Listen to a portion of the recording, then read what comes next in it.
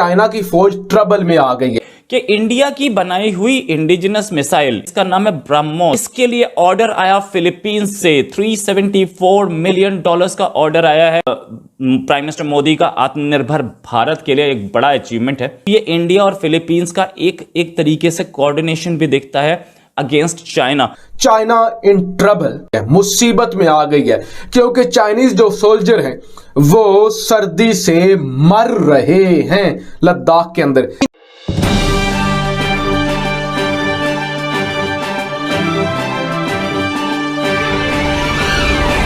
चीन के सभी पड़ोसियों का इससे किसी न किसी तरह का सीमा विवाद है। नतीजे में भारत अपने सभी पड़ोसियों को एक साथ रक्षा आपूर्ति प्रदान करने के साथ साथ एकजुट करने का प्रयास कर रहा है। भारत ने चीन के पड़ोसी देश फिलीपींस को ब्रह्मोस मिसाइल बेचने का भी फैसला किया है। दूसरी ओर पहाड़ी इलाके में अभ्यस्त न होने के कारण चीनी सैनिक गलवान घाटी में इतनी कैजुअल्टी उनकी बढ़ गई है कि अब वहां पर तैनात होने से कतरा रहे हैं, जिनको घेराबंदी करने का पूरा प्लान कैसे तैयार किया गया है, आइए आप भी सुने। भारत के लिए अच्छी खबर आई। खबर ये कि इंडिया की बनाई हुई इंडिजिनस मिसाइल, इनफैक्ट इंडिया की इंडिजिनस मिसाइल जो है ये रशिया के साथ जॉइंट वेंचर में बनी हुई है, लेकिन बनी इंडिया में। ऐसा नहीं है कि हमने कहीं से इंपोर्ट की टेक्नोलॉजी बनाई, दोनों ने जॉइंट वेंचर में बनाई, जिसका नाम है ब्रह्मोस। ऐसी काबिल मिसाइल, और इसके लिए ऑर्डर आया फिलीपींस से। $374 मिलियन का ऑर्डर आया है और वो चाह रहे हैं कि ये supply anti ship missile system के लिए आए।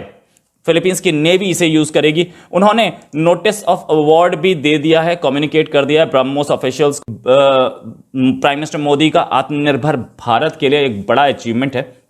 साथ में मेक इन इंडिया कैंपेन के लिए भी हम लोग पहले सब कुछ इंपोर्ट किया करते थे, लेकिन अब एक्सपोर्ट वाली सिचुएशन आ गई है। हम लोग ब्रह्मोस एक्सपोर्ट कर रहे हैं, तो ये फिलीपींस को देना एक बड़ी चीज बनती है। क्यों बड़ी चीज बनती है? फिलीपींस चाइना के एकदम पड़ोस में, उसको खतरा है।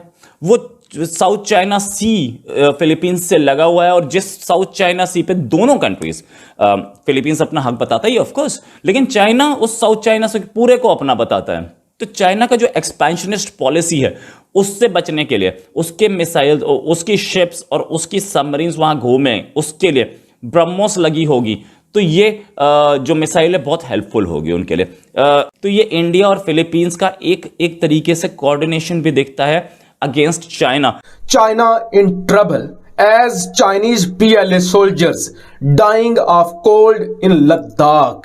वो कहते हैं कि चाइना की फौज ट्रबल में आ गई है, मुसीबत में आ गई है, क्योंकि चाइनीज जो सोल्जर हैं वो सर्दी से मर रहे हैं लद्दाख के अंदर। The cold in Ladakh is proving deadly for Chinese troops. अच्छा जी, stand against the Indian Army along the line of actual control LAC. There is a severe cold in Ladakh at this time, which the PLA soldier of China are unable to bear। कहते हैं कि इतनी सख्त सर्दी लद्दाख के अंदर पड़ रही है। -35 डिग्री तक टेम्परेचर है, जो चाइनीज फौजियों से बर्दाश्त नहीं हो रहा। तेजी से चीनी सोल्जर मर रहे हैं, और अब सूरत हाल यह है कि चाइना ने ट्रेनिंग के नाम पे अपनी फौजें पीछे हटा ली हुई है, जबकि उसके मुकाबले में हिंदुस्तानी फौजियों को यह तरबियत हासिल है। हालांकि कहते हैं इसके बावजूद कई इलाकों में इंडिया और चाइना के फौजी महज 100 मीटर के फासले पर है।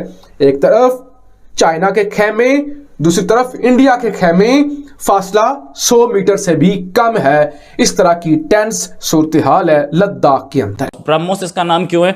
इसको दो नदियों के नाम पे रखा गया, ब्रह्मपुत्र और मॉस्को, दो नदियों के नाम पे रखा गया ये ब्रह्मोस मिसाइल। इसके लिए जो बोला जाता है, इसके लिए बोला जाता है कि जिस भी डिफेंस एक्सपो में ये चली जाती है उसमें अपने सेगमेंट की सारी मिसाइल्स को डिफीट कर देती है। इनफैक्ट ये वही ब्रह्मोस है जिसको बनाने के लिए फैक्ट्री लगी थी, फैक्ट्री लगा रहे हैं अभी उधर। जो योगी जी का जो डिफेंस प्रोडक्शन का जो प्रोग्राम है उसमें फैक्ट्री लगेगी, यूपी में ही बनेंगी ये, अब उत्तर प्रदेश में। और अभी सिर्फ 3 दिन पहले 11 जनवरी को इसका एक सुपरसोनिक मिसाइल का टेस्ट भी किया गया। इनफैक्ट एक टेस्ट INS विशाखापट्टनम से किया गया, और INS विशाखापट्टनम भी हमारा लेटेस्ट शिप है, इंडिजिनस शिप है। तो ये ऐसी मिसाइल है जिसमें लगभग सारे वर्ल्ड के कंट्रीज इस पे पैनी नजर रखे हुए हैं कि मिसाइल कितनी काबिल है और कितनी सटीक। इसकी सटीक जो मारक क्षमता है, एग्जैक्ट लोकेशन पे लगना, ये अनमैच्ड है। और इसकी 2.8 मैक की स्पीड, यानी कि आवाज की गति से, ध्वनि की गति से 2.8 टाइम्स फास्ट चलना, ये भी एक चमत्कार है, ये भी एक बहुत बड़ी अचीवमेंट है। और इसको ये दो चीजें बहुत सपोर्ट कर रही है। इंडिया ने तो इसे लगभग नेवल प्लेटफॉर्म्स में लगभग सारी जगह लगा दिया है, लेकिन ये जो कॉन्ट्रैक्ट आया है, ये इनफैक्ट इस कंट्री को इस मिसाइल में इंटरेस्ट इससे पहले वियतनाम दिखा चुका है। वियतनाम भी उसी एरिया में चाइना से ही त्रस्त है। ब्रूनेई दिखा चुका है, वो भी उसी एरिया में चाइना से ही त्रस्त है। साथ में कुछ और कंट्रीज भी दिखा चुके हैं, जैसे कि South Africa, Egypt, Oman, chilli.